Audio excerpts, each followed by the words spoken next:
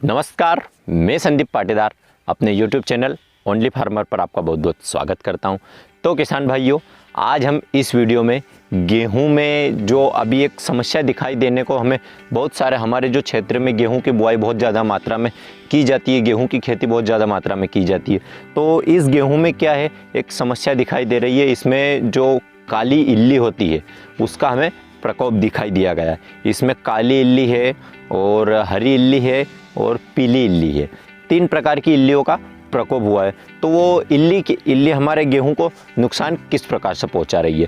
तो जैसे कि जो इल्लियां हैं वो हमारे गेहूं में नुकसान, हमारे जैसे कि जो पत्ते हैं पत्तों को खा रही है। उसके बाद में जैसे हमारे जो गेहूं में ऊपर जो जहां पर हमारे गेहूं की जो पोथी होती है, पोथी बोल सकते हैं, और दूसरे हमारे क्षेत्र में उसको उम्बी बोला जाता है, जहां पर हमारी गेहूं की उम्बी होती है। अभी इस गेहूं में जो उम्बी निकलने का टाइम हो चुका है। तो वो ईल क्या कर रही है, जैसे कि हमारे पहले तो पत्तों को खा रही है। पत्तों को खाने के बाद में और इसके बाद में जैसे हमारी जो उम्बी का जो डंठल होता है उसको काट रही है, जिससे कि हमें आगे जाके गेहूं के उत्पादन में हमें बहुत ज़्यादा मात्रा में कमी देखने को मिल सकती है। तो दोस्तों, सबसे पहले देख लेते हैं कि जैसे कि हमारे खेत में इल्ली है या नहीं है, हम इसकी पहचान किस प्रकार से कर सकते हैं। तो दोस्तों, हमारे खेत में इल्ली है या नहीं इसकी पहचान हम जैसे कि हमारे खेत में सबसे पहली बात हम जान लेते हैं कि सबसे पहले तो हमें हमारे खेतों में थोड़े जो हमारे गेहूं के जो पौधे हैं, जो गुच्छा होता है हमारे गेहूं का नीचे ज़मीन में से, वहाँ से पीला पड़ने लगता है। जैसे कि आप इसमें नीचे देख सकते हो, आप स्क्रीन पे देख सकते हो, नीचे से हमारा जो गेहूं है वो नीचे से पीला हो रहा है। उसके बाद में जैसे कि इसके ये जो पालियाँ होती है, हमारी जो क्यारी होती है, सरी होती है, इसकी जो पालियों के आइट साइड में मतलब 2-2 चांस होते हैं, वहाँ पर जो पत्ते अधिक मात्रा में कटे हुए दिखाई देते हैं, हमको पत्ते कटे हुए दिखाई देते हैं। और उसके बाद में ये जो पालियों के आजू बाजू में हमें जो पीलेपन की शिकायत देखने को मिल सकती है। तो दोस्तों, और तीसरी बात, जैसे कि हमारे खेत में ईल है या नहीं, तो जैसे कि हम अभी ये जो ईल है, ये हम जो दूसरी फसल में ईल होती है वो हमें दिन में दिखाई देती है, सोयाबीन में दिन में दिखाई देती है, और दूसरी सभी फसलों में हमें जो ईल को हम दिन में देख सकते हैं। लेकिन इस गेहूं की जो इल्ली की एक ख़ास बात मुझे लगी, जो कि रात में गेहूं के मतलब बाहर आती है और दिन में वो अंदर मिट्टी के अंदर छिप जाती है। मिट्टी के अंदर, जैसे कि हमारा खेत अभी सूखा हो और उसमें जैसे कि दरार हो गई हो, उसमें अंदर घुस जाती है और छिप जाती है। तो हम इस जो इल्ली को हम रात में ही देख सकते हैं। और इस इल्ली को हमारे गांव में रात रानी का नाम दिया गया है, क्योंकि ये रात को निकलती है और अपना काम, अपने जो गेहूं को खाने का काम है वो काम पूरा करती है। तो दोस्तों, अभी हमने जाना कि हम हमारे गेहूं में जो पहचान किस प्रकार से कर सकते हैं कि इल्ली है या नहीं है। हमारे गेहूं में हमने अभी बहुत सारी जानकारियाँ देखी कि हमारे गेहूं पीले होते हैं, उसके बाद में पत्ते कटे हुए होते हैं। ऐसी इन लक्षण से हम हमारी जो गेहूं की खेती में ईल है या नहीं उसकी पहचान कर सकते हैं। और अब जान लेते हैं कि जैसे कि हम हमारे खेत में इसका कंट्रोल किस प्रकार से कर सकते हैं।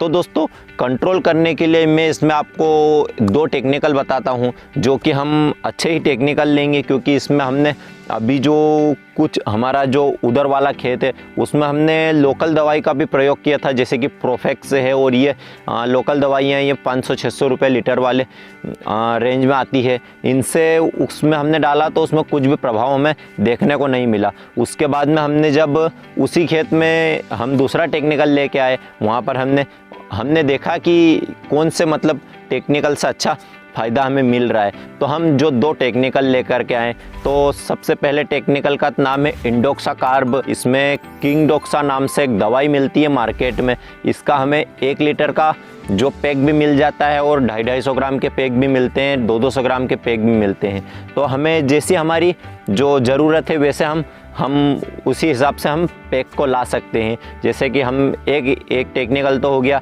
इंडोक्सा कार्ब, और दूसरा है हम इसमें हमें इंडोक्सा कार्ब को क्रॉस करना पड़ेगा, फाल्ट करना पड़ेगा। फाल्ट कर देंगे तो क्या है, जैसे कि हम इसमें प्रोफेक्स सुपर से हम इसको क्रॉस कर रहे हैं, तो जैसे कि प्रोफेक्स सुपर है जो आज ही उसका काम करने का काम स्टार्ट कर देगा। जैसे कि उसको खाने से जो अभी हमारी इल्ली हमारे पत्तों को खा रही है, उम्बियों को, जो हमारे डंठल को खा रही है, उम्बी आने के डंठल को उसको खा रही है, तो उससे प्रोफेक्स सुपर आज हमें कंट्रोल कर देगा। और जो किंग डोक्सा है, जब हमारी इल्ली आज हमने दवाई डाली है तो 2 दिन में हमें इसका रिजल्ट देखने को मिलेगा किंग डोक्सा का। तो दोस्तों किंग डोक्सा का हमने हमारे पूरे ज़मीन में हमने किंग डोक्सा और प्रोफेक्स सुपर का जो क्रॉस करके हमने इसे हमारे खेतों में डाल दिया है, तो 2 दिन में हमें रिजल्ट देखने को बहुत अच्छा रिजल्ट मिला है हमें, जिससे कि हमारे खेत में एक भी ईल नहीं है। अभी हम रात को भी घूम ले, दिन में भी घूम ले, पत्ते कटे हुए भी नहीं है। जो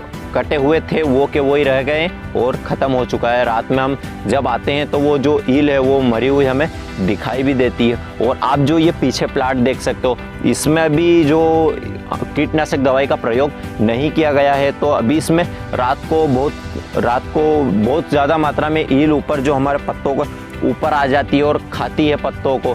तो इसलिए हमें हमारी खेती से लापरवाही नहीं करना है। हमें कोई सी भी अच्छी सी दवाई, मैं ये नहीं कह रहा हूँ कि आप किंग डोक्सा ही लेके आओ या फिर प्रोफेक्स सुपर से ही क्रॉस करो, लेकिन मैंने जो दवाई डाली है वो मैं आपको एक आपका भाई, आपका बेटा, आपको ऐसी जानकारी देने का प्रयास करता रहता हूं। तो दोस्तों अब जान लेते हैं, जैसे कि हमने अभी 2 टेक्निकल जाने, एक तो हो गया इंडोक्सा कार्बो और एक हमने प्रोफेक्स सुपर देखा जो हमें फाल्ट करके क्रॉस करके डालना है, जिससे कि हम हमारी यील्ड में कंट्रोल कर सकते हैं अच्छी तरीके से।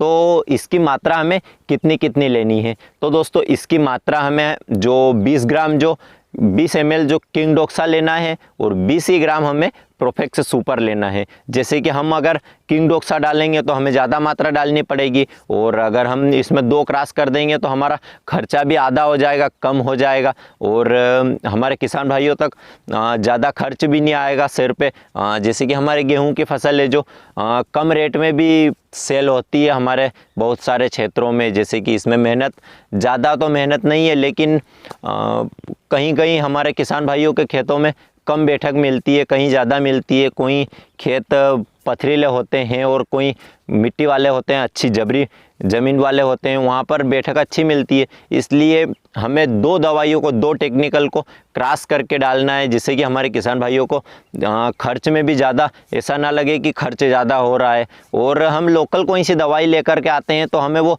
40 ग्राम, 45 ग्राम, 50 ग्राम तक मिलानी पड़ सकती है। तो 2 दवाइयों को क्रॉस करें और इसी प्रकार से आप आपके खेत में दवाइयों का छिड़काव करें। तो दोस्तों हमारा वीडियो अगर आपको अच्छा लगा हो तो हमारे चैनल को सब्सक्राइब कर लें, वीडियो को लाइक करें और अपने दोस्तों के साथ में शेयर करें। धन्यवाद दोस्तों।